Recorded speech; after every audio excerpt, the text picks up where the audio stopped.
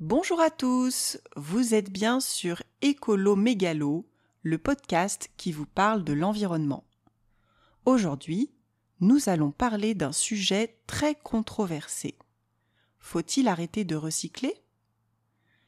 Le recyclage fait maintenant partie des habitudes des Français.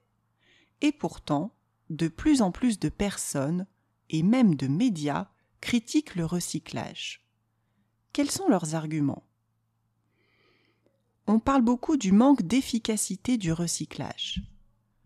Dans beaucoup de cas, les dépenses énergétiques liées au tri, lavage, transport et traitement des déchets seraient plus grandes que les bénéfices pour notre planète.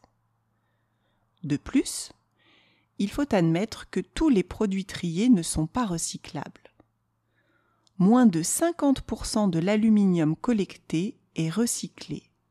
Et pire, seulement 29% du plastique. Les critiques pensent que le recyclage donne l'impression de pouvoir consommer sans conséquence, alors que, par exemple, seulement 2% des plastiques sont recyclables plus d'une fois. Alors, ont-ils raison ? Faut-il oublier nos bonnes habitudes de triage ? Absolument non. Il ne faut pas oublier que, déjà, grâce au recyclage, nous aurions économisé plus d'1,6 tonnes de CO2. C'est déjà très important. Il ne faut pas non plus sous-estimer l'effet psychologique sur les consommateurs. Ce geste quotidien nous rappelle constamment de penser à notre planète.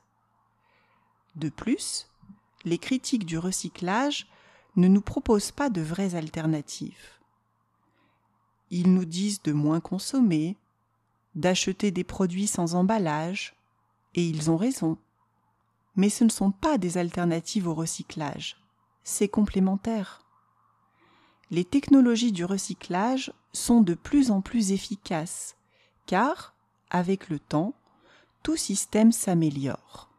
Même si nous ne vivons pas encore dans un monde où nous pouvons réutiliser tout ce que nous consommons, nous nous en approchons, et il serait catastrophique d'arrêter de recycler maintenant.